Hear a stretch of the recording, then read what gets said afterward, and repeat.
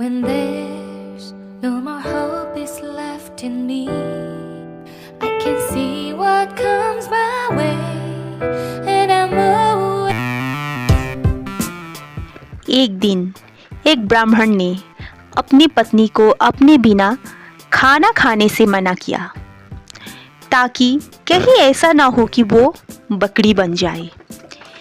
इसके जवाब में उसकी पत्नी ने भी उससे यही कहा कि वो भी उसके बिना खाना नहीं खाएगा ताकि वो कहीं चीता ना बन जाए।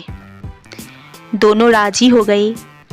इस तरह काफ़ी दिन निकल गए और दोनों में से किसी ने अपना वादा नहीं तोड़ा।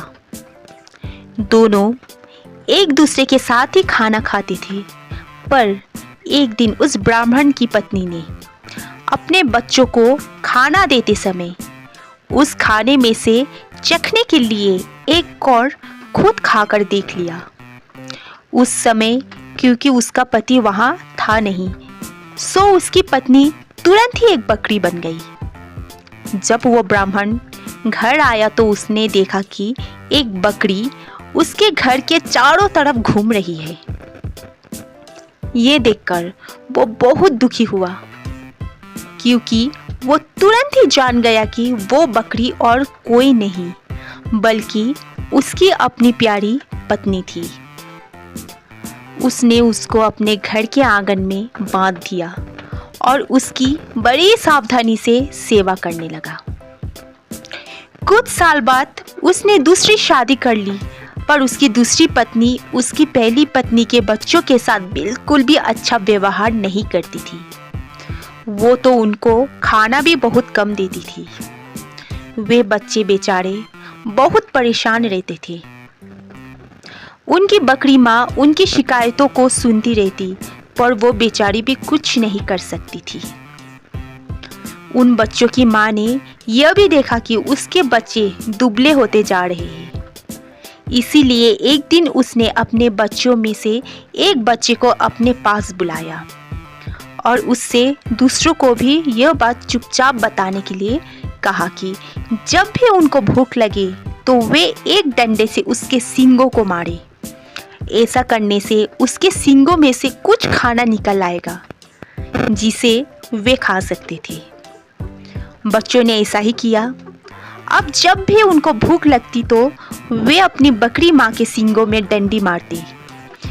इससे उनमें से कुछ खाना निकल आता और वे उसको खाकर अपना पेट भर लेते। इससे धीरे धीरे उनकी तंदुरुस्ती अच्छी होने लगी।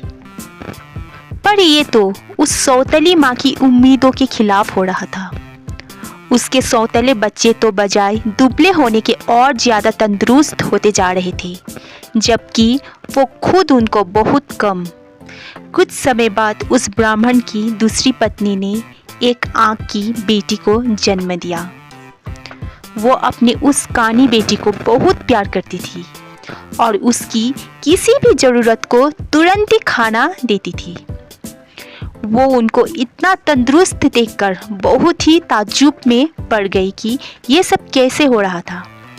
कुछ समय बाद उस ब्राह्मण की दूसरी पत्नी ने एक एक आँख की बेटी को जन्म दिया। वो अपनी उस कानी बेटी को बहुत प्यार करती थी और उसकी किसी भी ज़रूरत को तुरंत ही पूरा करने को तैयार रहती थी, जिसको वो समझाती थी कि वो उसको चाहिए। कुछ दिनों बाद जब वो लड़की काफ़ी बड़ी हो गई, चलने फिरने लगी, बोलने चलने लगी, अच्छी तरह बात करने लगी, तो उसकी माँ उसको दूसरे बच्चों के साथ बाहर खेलने के लिए भेजने लगी। उसने उसको ये भी कहा कि वो अपने बड़े भाई बहनों पर निगाह रखे कि वे कब और कैसे खाते पीते हैं। लड़की ने कहा ठीक है। वो लड़की उनके साथ सारे दिन रही और उसने वो सब कुछ देखा जो उनके साथ हुआ। ये सुनकर कि बकरी उसके सौतेले बच्चों को खाना दे रही थी, वो दूसरी पत्नी बहुत गुस्सा हुई। उसने तय कर लिया कि वो उस बकरी को जल्द से जल्दी मरवा देगी। एक दिन उसने बहाना किया कि वो बहुत बीमार है और अपने इलाज के लिए एक हकीम को बुलवाया। उसने उस हकीम का रिश्वत दी और कहा कि वो उसके लिए दवा के तौर पर बकरी का मांस खाने के लिए बताई। उस हकीम ने ऐसा ही किया। ब्राह्मण अपनी पत्नी की बीमारी के लिए बहुत चिंतित था और पर यह सुनकर उसकी पहली पत्नी के छोटे छोटे बच्चे बहुत रोए। वे बहुत दुखी होकर अपनी बकरी माँ के पास गए और उसको जाकर सब बताया। उनकी माँ ने कहा, मेरे प्यारे बच्चों, रो नहीं।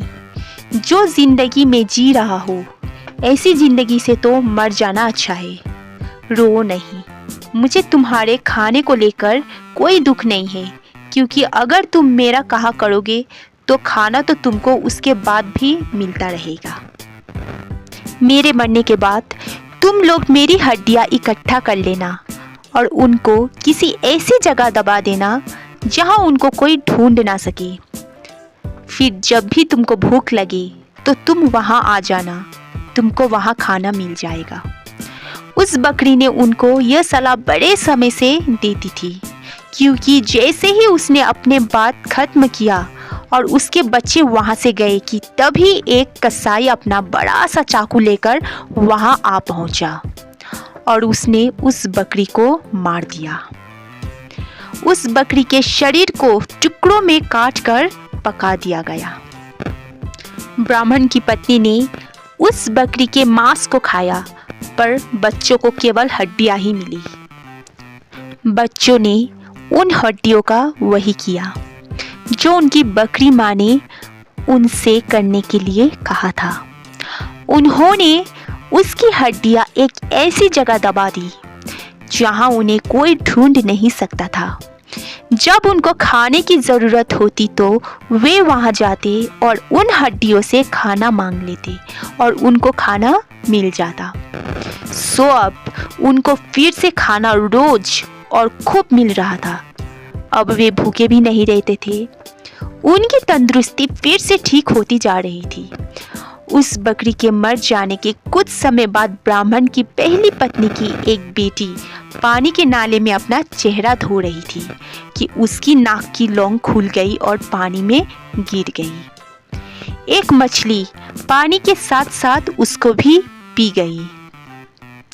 अब हुआ ये कि एक मछियारे ने उस मछली को पकड़ ली और राजा के रसोइये को बेच दी। रसोइये ने जब उस मछली को पकाने के लिए काटा तो उसके ये देखकर बड़ा आश्चर्य हुआ कि उसके अंदर तो नाक की एक लौंग थी। वो उसको लेकर राजा के पास गया तो राजा को भी उसमें रुचि हो गई। राजा ने अपने राज्य में ये मुनादी पिटवा दी कि जिस किसी की भी नाक की लौंग खो गई हो वो उसको राजा से आकर ले जाए। कुछ ही दिनों में उस लड़की का भाई राजा के पास आया और बोला कि वो नाक की लौंग उसकी बहन की थी। उसकी यह नाक की लौंग उसका चेहरा धोते समय नाले में गिर पड़ी थी। राजा ने उस लड़की को बुलाया तो वो उसकी सुंदरता और अच्छा व्यवहार देखकर इतना प्रभावित हुआ कि उसने उससे शादी कर ली और उसके परिवार की भी खूब सहायता की। तो आज के लिए बस इतना ही। धन्यवाद।